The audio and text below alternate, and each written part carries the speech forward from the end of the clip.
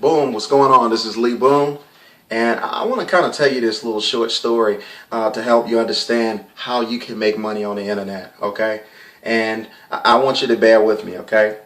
My wife is from St. Thomas, and what we do is one time I went to St. Thomas, and the first time I went, she wanted to really, which I can be a closed-minded person sometimes, and I'm working and I'm getting better at it.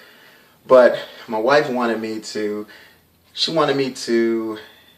explore and try different things. And I promised her that I would be open-minded. But it's really hard because once I like something, then I like to really stick with it and stick with the routine. So I tried to be open-minded. So she kept telling me, you know, Lee, I really want you to try some tart. I want you to try some guava tart. And I'm kind of funny because really, if I don't like the way something really sounds, then I'm not going to eat it. I'm weird like that. So what ended up happening was she said to me, she said, Lee, if you just try some tart, you're going to love it. And so I said, babe, I told you I was willing to try some new things. I really wanted to do that for you. But I don't know. I don't think I want to try some tart. I mean, I don't want to try something really exotic. And I really just don't want to do that. And so she said, look, if I make it for you, do you promise that you are going to at least try it? Because you're going to hurt my feelings if you don't try it. And so, well, she didn't say hurt my feelings, but she said, it's really going to, you know, I'm really going to be bothered if you don't try it. At least try it. Then if you don't like it, you don't like it. But see, she knew how good this guava tart was going to be. I had no idea. There was nothing that was pulling me into that direction. So I said, all right, babe. All right, I'll do it. So I'm sitting up and I'm watching her and her mom, and she's making this guava tart. And it's so crazy because guava tart, I think, got these little seeds in them. And they were staying up, I mean, for hours, man. They were just pulling seeds out of these guava tarts. And I think they were straining all of the juice out. And they were mashing them or something they were doing. I don't know what they were doing.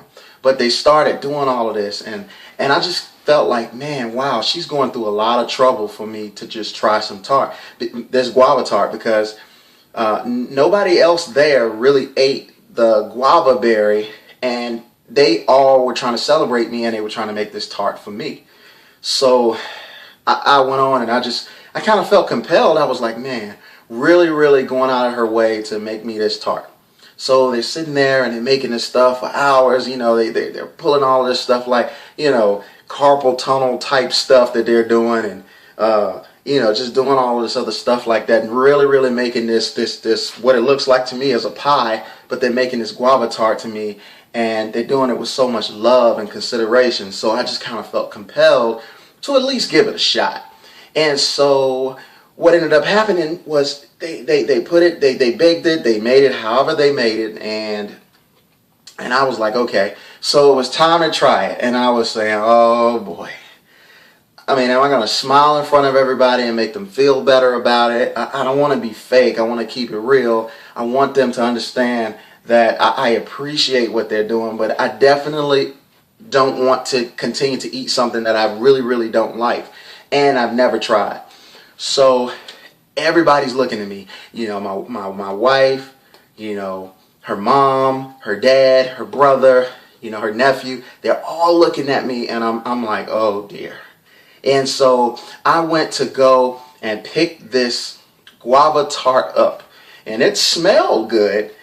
It really smelled good, so it made me feel a little bit better. So I smelled it, and it smelled good, and it smelled really heavenly, and the flaky crust was so flaky, and it was just, you know, it looked like a TV commercial type of situation where the pie was just a beautiful looking pie. So it was beautiful, and it smelled so good. And it was baked just for me, literally just for me. So I'm about to bite this pie. I'm optimistic now. I'm a little more hopeful.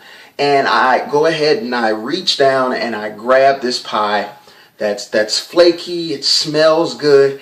And it's not watery. It's like a thick, creamy, juicy. I can't really even describe it. But it was so good looking.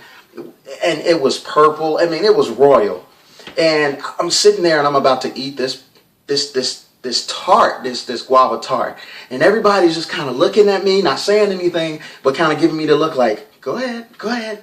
And so I take it and I move it closer and closer to my mouth, and I start to get a little bit slower, slower. And then I almost sniff it really close, and it smells even better close up. So then I open my mouth, and then I go and I bite this piece of heaven that I've never experienced in my life. And when I ate it, it was like boom. It was like, man, taste buds was activated that I've never ever tasted. Just things that I didn't think were possible were happening in that guava tart. I'm telling you, I was tasting that guava tart and it was so off the hook. It was so off the chain. It was so good. It was so delicious. I don't know how many calories that thing in it. I don't know what it was, but they made this thing truly from scratch. It was the best piece of dessert I ever tasted in my life. So when people ask me now, hey, look, what is your favorite sweet thing to eat? I'm all day, every day, I'm like guava tart. And you know what? My wife hadn't made me nonsense. But at any rate, so I love this guava tart. I'm eating it and chewing it. And before I knew it, I really lost track of time. I lost a sense of time. I lost a sense of awareness. I lost a sense of everything. This guava tart had me hooked. And so when this guava tart had me hooked, I finished the piece before I even knew it. It was like I ate this piece of guava tart and I blacked out. And when I came to, I mean, half of the tart was gone. I mean, half of the whole thing of tart was gone. I ate way more than I should have. And I was full. I had already had dinner. And I'm sitting there and I'm saying to myself, man. And then they looked over at me and said, you know, we made a couple more. So we didn't know if you'd like it or not. So we would have made more, but we didn't think you would like it. So we only made 2. So I was like, man. So I was thankful that they made me 2 because by the next day it was all gone, and I dared anybody to eat it. You know what I'm saying? So, but and a couple of times because of all of the hard work that it took to make this pie, well, this tart, then you know they said to me, I guess that all the hard work, they were just like, I don't have time for that. So a couple of times when I got back to the States, you know, her mother sent me some tart, and it wasn't the same. You know, it really wasn't the same. I mean, you know, my wife and her mother put so much love and care and consideration into that one thing, and it was something that they created. And it was, not only was it created with love, care, and tenderness, it was created with passion and good intentions to satisfy me. And they changed my whole outlook on dessert just because of that. And I've never told my wife that, but that's the way that guava berry tart made me feel. And it was unbelievable. It was really unbelievable. So my wife, so that what I'm trying to get there is they created something for me. They used something that they knew how to do and that they were passionate about doing, and they set out to make it the best that they ever did. And then when they did that, they captured me because my wife captured me because she kind of lectured me a little bit, and she said, and my wife's not a talker, but she said, you know, Lee, if I make this for you, you know, you'll make me a little mad if you don't at least try it. Just try it. She knew that once I tried it that I would like it. She believed so much in the way it was going to be prepared for me that I would like it.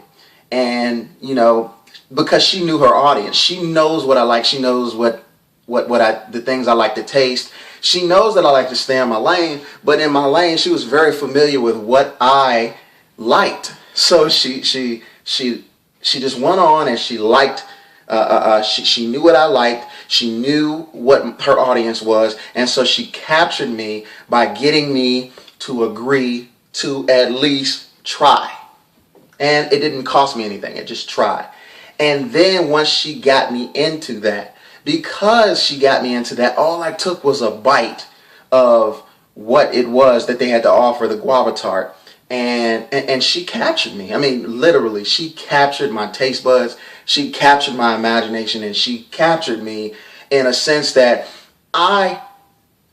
if I ever see a piece of tart in the near future, I might spaz out. I might go into convulsions. I might have some type of reaction to the fact that I'm so excited about this tart being in front of me. I'm telling you, if you never ever had that, I tell my wife, hey, look, man, you need to teach a whole bunch of people how to do this, and then sell it, because nobody is going to ever taste anything like this.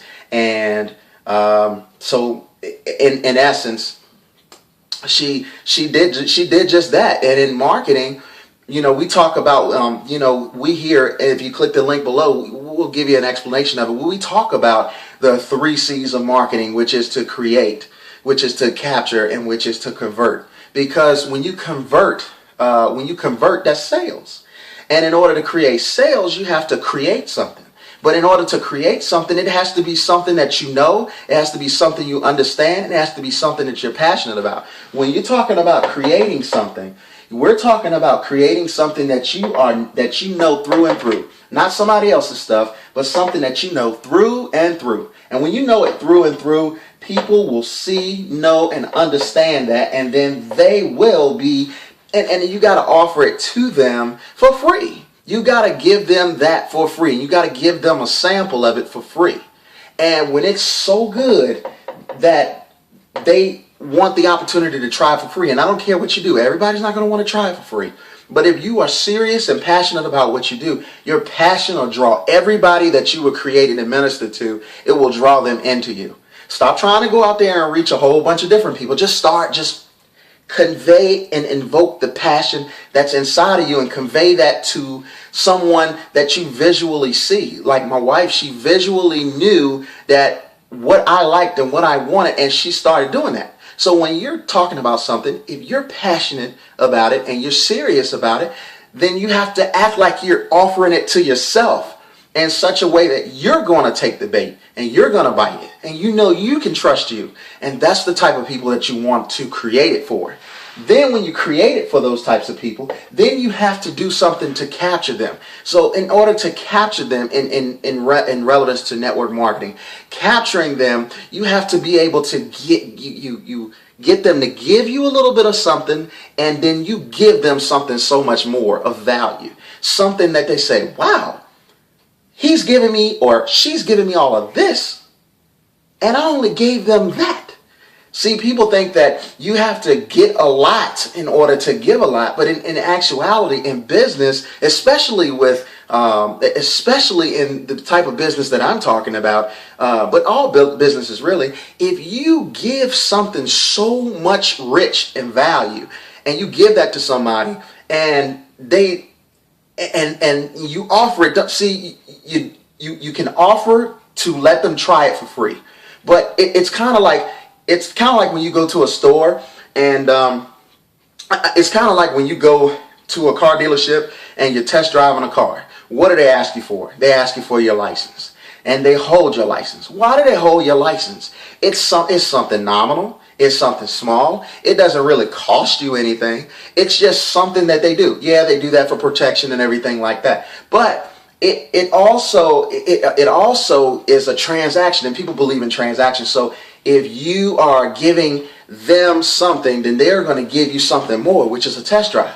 And they know that once you test drive that car, that you're going to fall in love with it. You know why? Because you like how pretty it looks. You like the way you like how sporty it looks, maybe. You like the tires on it. You like something about it. And they know that they know that when you get inside and you go ahead and you drive it, that you're going to fall in love with it.